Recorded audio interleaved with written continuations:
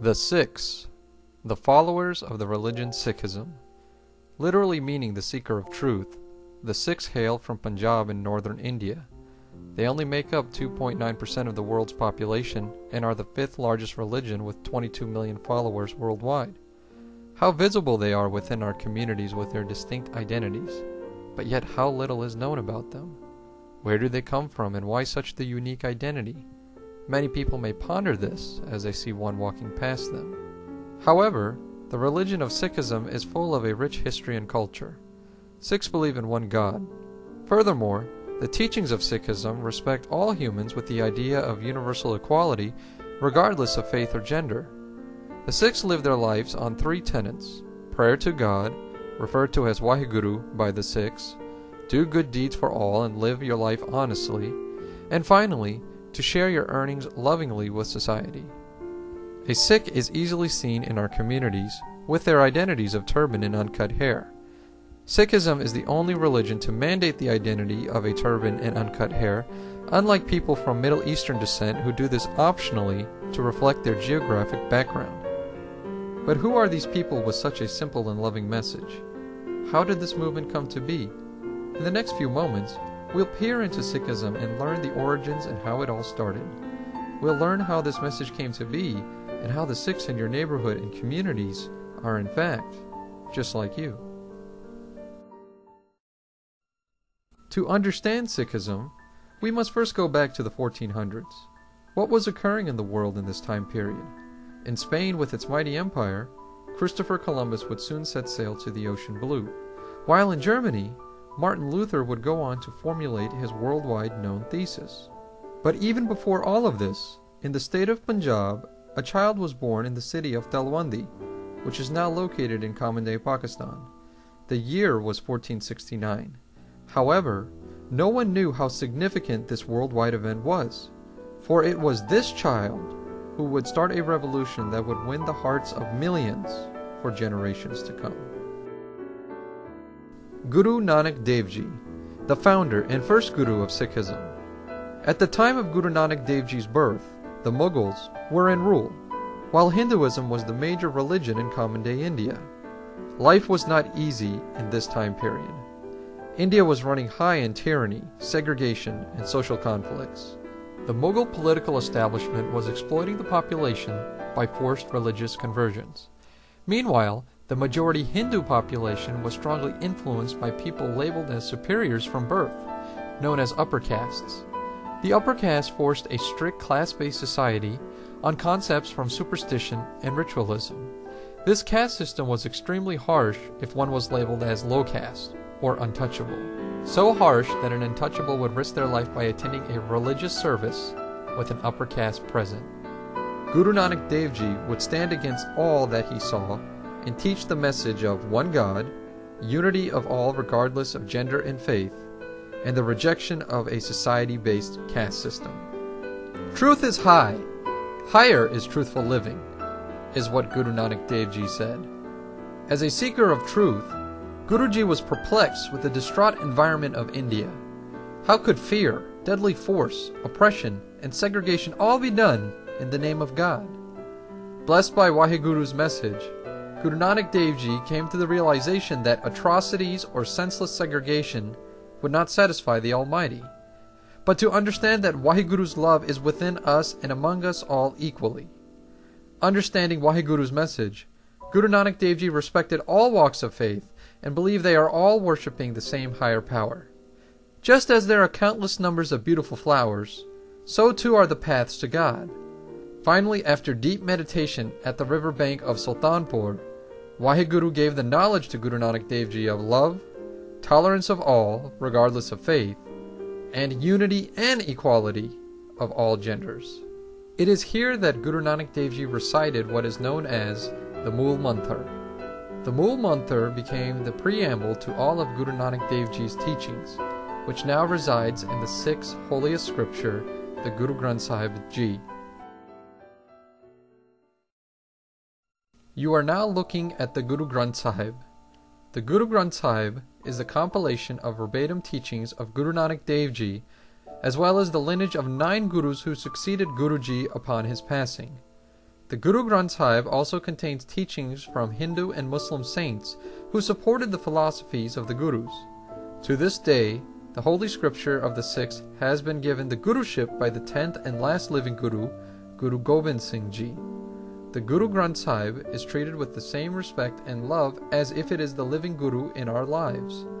On the very first page, it is here where Guru Nanak Dev Ji's recitation of the Mool Mantra resides.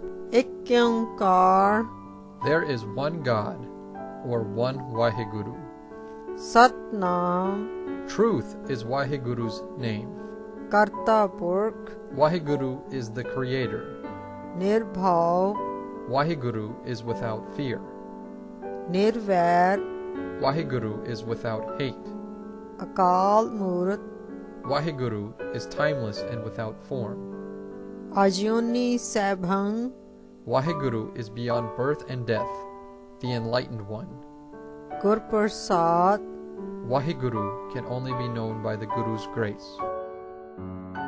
After becoming enlightened by Waheguru, Guru Nanak Dev Ji soon decided to travel the world to continue seeking the truth as well as to share his divine teachings. Guru Nanak Dev Ji traveled as far as to Israel and China, all by foot.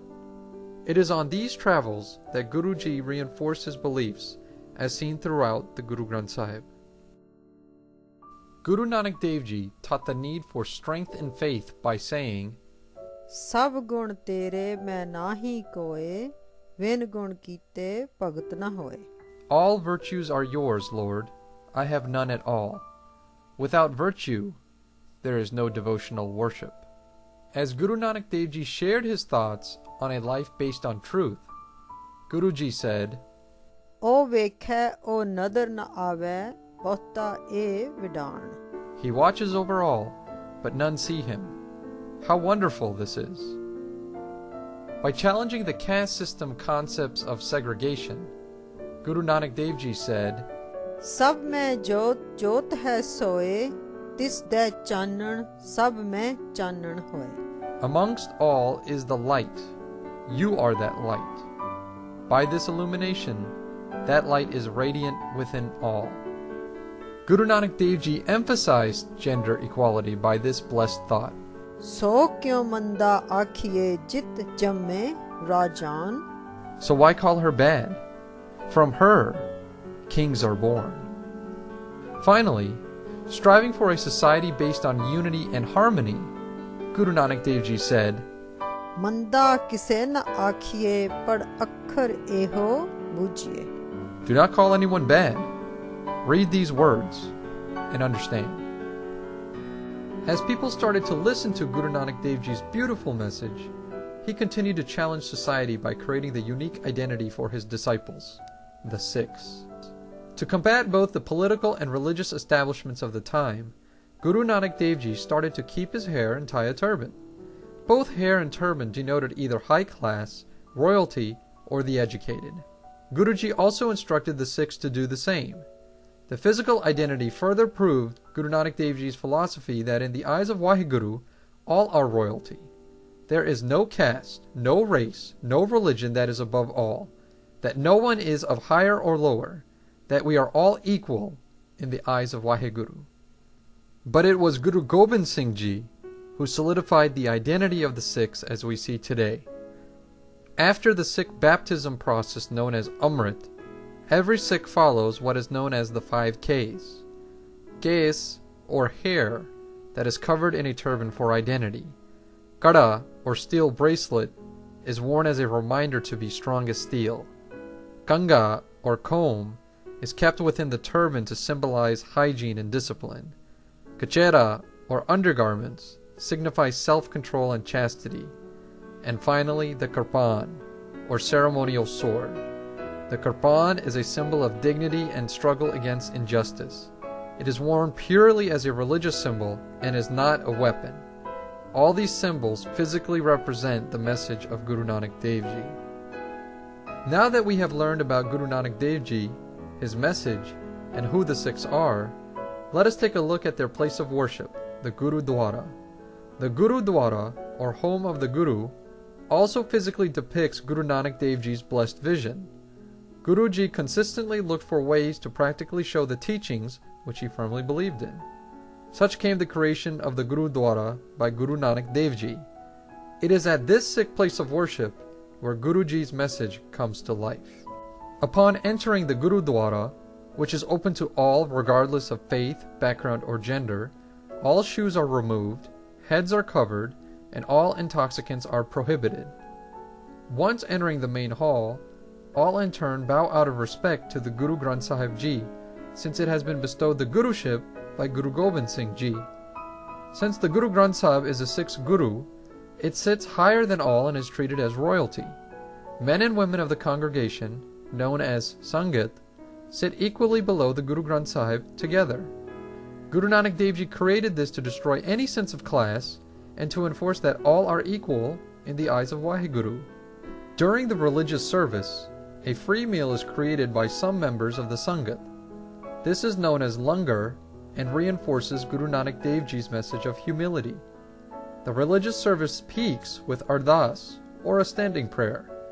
At the end of ardas, a passage from the Guru Granth Sahib Ji is read and the Guru's message, or hukamnama, is ordained for the day.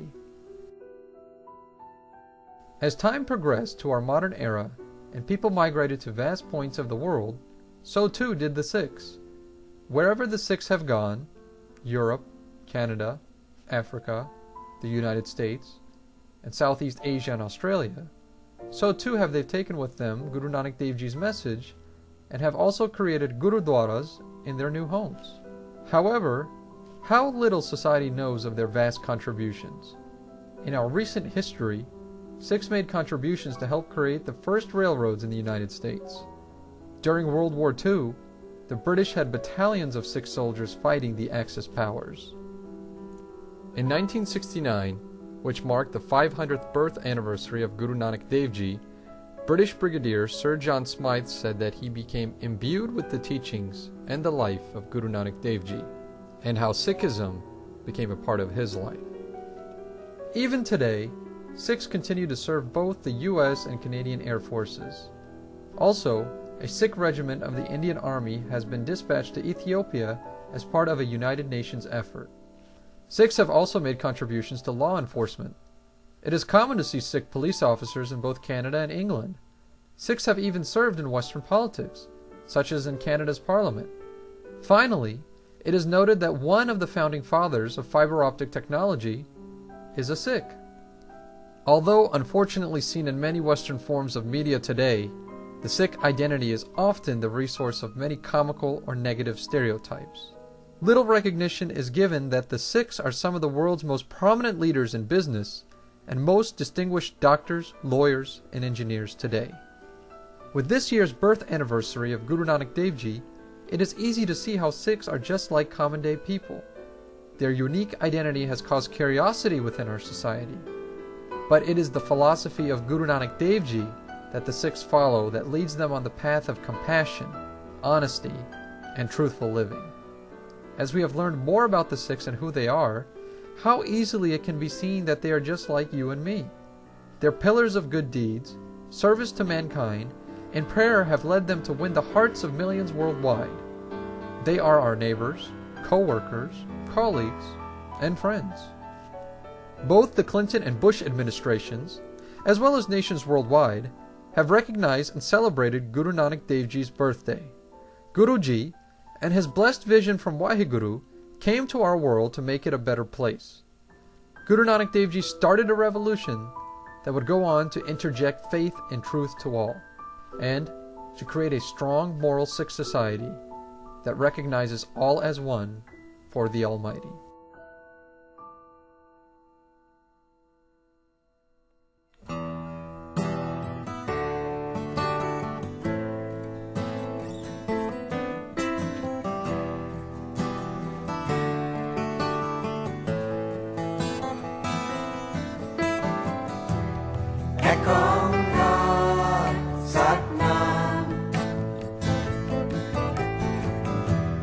Karta Purut Nirabol